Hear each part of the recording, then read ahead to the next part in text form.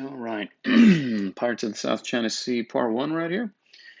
First, let's recap what we were talking about before with the pirates in the Caribbean here. So, the freebooters. Remember the big thing with the freebooters? They did not sail under a flag, so no allegiance, right? They were social disruptors. They did not believe, right? Or bandits, if you want to call them that. They didn't believe in a social order. And they tended to be violent. Small number, no women. Factors that led to the decline of the pirates in the Caribbean, namely the rise of economic activity, brought the British to, brought organized governments and navies uh, an opportunity to really get after him.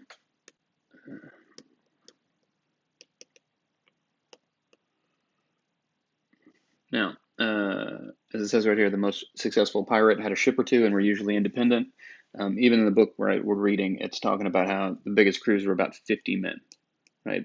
That was about the normal size of a larger size of a pirate crew. And you do have times where they meet up, but it's only for a short period of time, okay? So, as we move on, we're now talking about the Pirates of the South China Sea. So you might not know where this is, but as you can see here, it's kind of in between the Philippines and Vietnam. Down here you have the Malacca Straits, right, which is one of the famous, choke points that we talked about earlier in the semester.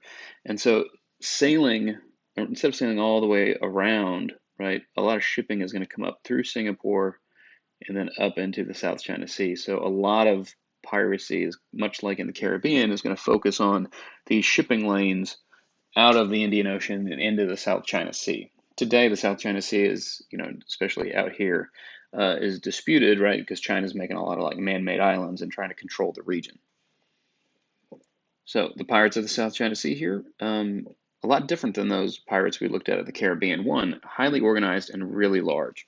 They're going to be in the thousands, right, and hundreds of ships. And women will be a big part of it as well. Where like we didn't see in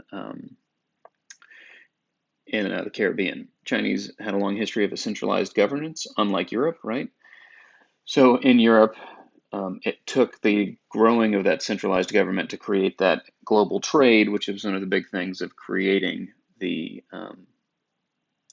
those eventual pirate hotbeds. Um, the balance between landlords and peasants equaled stability, right? And um, they're going to be very similar to the Europeans, though. They're going to get invaded by the Mongols, and having that common enemy is going to bring the Chinese sort of together, right, as we'll see. But the big difference is where the European states were on the ascendancy, uh, China during this time period is going to be on the decline.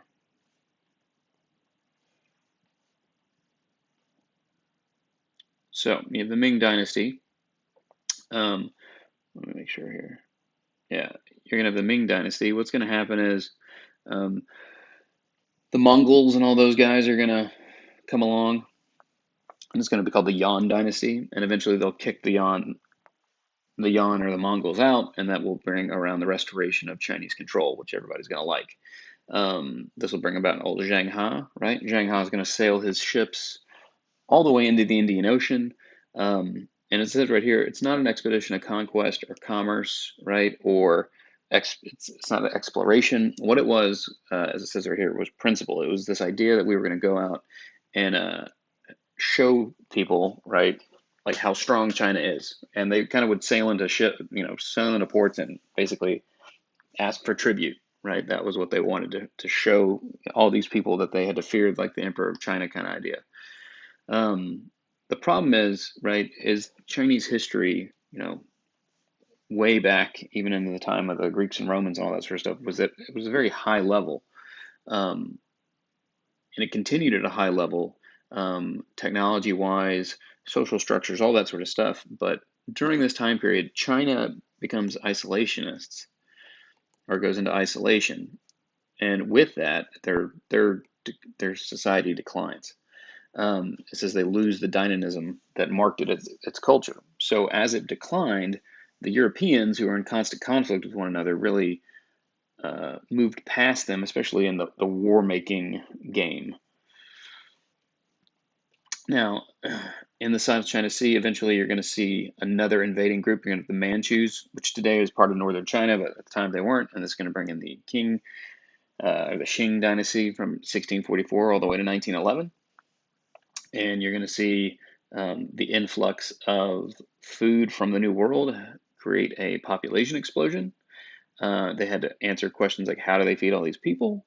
And the uncertain role of commerce and merchants in their society added to more conflict. Right. The reason we're talking about commerce and merchants is because they're central to smuggling, but also, much like the global trade in the Western world, the commerce is really what's going to be at the heart of piracy. Social idea was the peasant, right? They saw merchants as really being like parasitic, as it says right there. Like the idea is that a merchant was going to sell you something for more than expensive what it was worth, i.e., taking advantage of people in need kind of notion. Most of the economic activity was tribute, meaning like we're going to give it to you because we respect you kind of thing, not like an open market. But private trade was carried on, but not on the level that we'll see. Every now and then they would ban international trade. So you'll see bans between Japan and bans between Vietnam and bans between whatever. It's a little backwards. It's kind of like Thomas Jefferson-ish, from the Embargo Act, all that sort of stuff. But at one point, they even say no inch of board will be allowed in the sea. And what really happens is they begin to like sort of dismantle their navy, and they're never going to be a global player like we saw out west.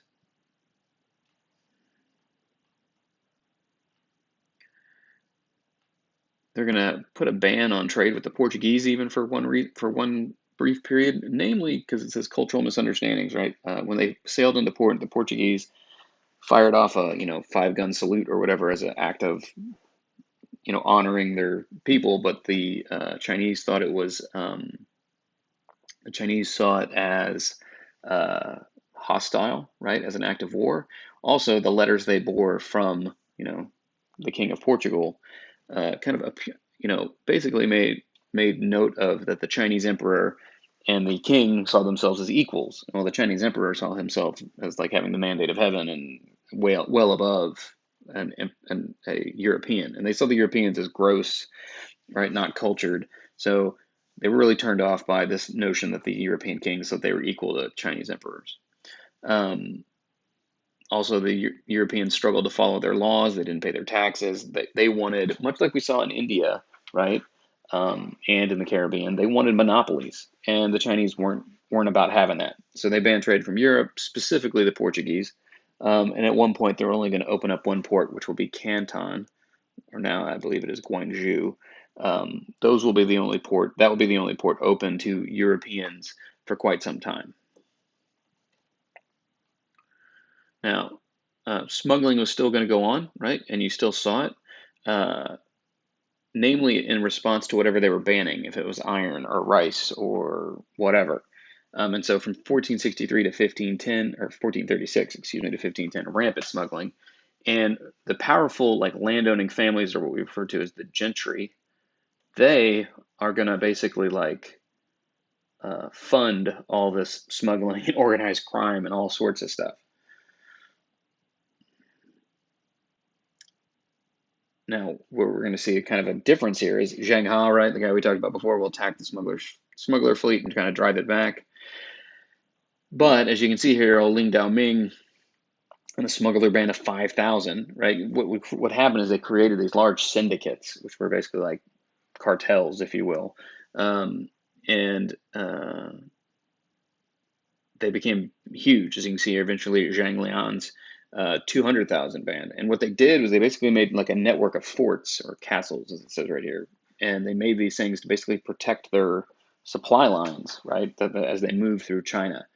Um, Piracy and smuggling, it says one and the same. What's going to happen is people that would smuggle stuff oftentimes would catch other guys smuggling it and they would take it from them, which is, yet again, piracy. Uh, Now, what's going to happen is as these groups get larger, they're going to be better equipped, better trained, and when they come into contact with the Chinese Navy, um, the smugglers and the pirates will actually defeat the Chinese. And this is different than what we saw in the Caribbean, right? For the most part, pirates, as they stood up to the Navy, got squashed. In this instance, they didn't. The pirates had the upper hand. One of our first big players here in the pirates in the South China Sea is going to be old Wang Ji here. Wang Ji started off as a salt merchant. He ends up making friends with the Portuguese. They both travel to Japan. The Japanese get excited about the Portuguese weapons, and so he starts to smuggle the stuff to make gunpowder to the Japanese. And eventually, he becomes a pretty powerful guy. And it says right here, he wipes out all the admirals, and this is where he gets his nickname as the King of the Clean Sea. Now, eventually, um, as it says right here, right, he had international connections in Japan and Vietnam. Um, he also got government officials to forge documents and schedules. And think about how difficult that is. If the government is trying to fight against pirates and also being undermined by its own people. That's going to be a very uphill battle there. They're going to have to fight. Eventually, old Wang Ji is going to be captured and beheaded, and his family is going to be reduced to the status of slaves, and it's not going to work out great for him. But at a time, he was like the height. Now, another here, this was a Chinese naval admiral named Zhu Wan. And Wan was like the son of a teacher and real like hardliner when it came to like right and wrong. And so he cracks down on the smuggling. It says get smugglers and officials seizing cargoes. And what happens is that all this stuff, as I said before, was funded, right, by the gentry, which is like people that own a lot of land. And so they get upset with this. What happened is he executed like 40 of these pirates or smugglers or whatever it was, and that went like overstepped the bounds. And so the emperor was the only guy that could execute anybody. So he gets arrested, and while he's in prison, they basically say, "Hey, if you don't commit suicide, we're going to kill you. You've been disgraced. You've dishonored your family, all that sort of stuff." So he has to uh, commit suicide, which is yet again all orchestrated by the landed gentry there. Now, Zhu's successor will also be big time, and he'll also be executed. And so, and basically, the problem is, right, is these guys, these high up officials, and the landed gentry are all. Well, I say the gentry are paying off the high up officials. Oops. All right, and then lastly here, South China, 1760. This is right before the big push for Pirates of the South China Sea. As you can see right here, this late 1700s, early 1800s is when it happens. And the Confederation of Pirates, or the multicolored flag fleet, as we'll see, will have over 50,000 pirates, right? At the most, 10 years before, over 10 years, you had 5,000 in the Spanish Main. Um, why is it going to happen there? As I pointed out before, you had all the shipping lanes went through there to get to Canton. And so in 1757, Canton was the only port that Europeans could go to. And in that, it was much like, say, the gold coming out of the Caribbean, right? It was a very limited area that they had to patrol to find the stuff. So lots of people in the area of the South China, in particular in the 18th century, reach limits and are forced off their land by powerful families. Also, what's going to happen is these people who are forced off their land are now going to live in the sea. They're going to live on boats. They're called salt pans. Um, I'll find a picture of it for the next presentation. But they're basically these boats, and the families are going to live on them. And realize that in Chinese culture, like ancestral stuff is important. So being kicked off your ancestral lands now made you people without a home or people without a past, even. And so these people are going to fuel the pirates, right, in the next phase of this piracy. These people are going to be referred to as the boat people, and more derogatorily referred to as the tanka or egg families. meaning like kind of like rabbits, right? They pop up, right, and multiply. And the notion was, right, these very poor people were kicked off their land, living on boats, and they didn't have many opportunities at this point. As I said before, they were outcast from society. This idea of an identification by location slash ancestors, clans. Well, don't really have to worry about the vertically aligned stuff, but understand that they really had no prospects, and in that they became the sources of petty piracy. And much like the War of Spanish Succession with the Caribbean, right, what's going to happen is in Vietnam, you're going to have the Tay Son Rebellion.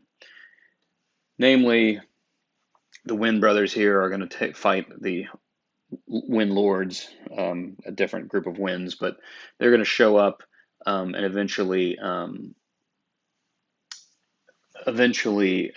need, a navy, right? And much like the British had hired out um, privateers or whatever to fight for them, these boat people, these fishermen, right, are basically going to take up arms for the Tay Son against the Chinese and the Le Empereurs, which eventually are going to be backed by China. And so, for a period of time, the Tay Son will control Vietnam.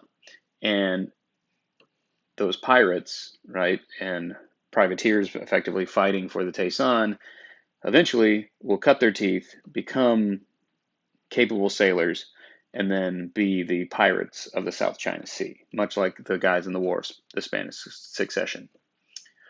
All right, guys, that's all I got this time. I'll do part 2 next week.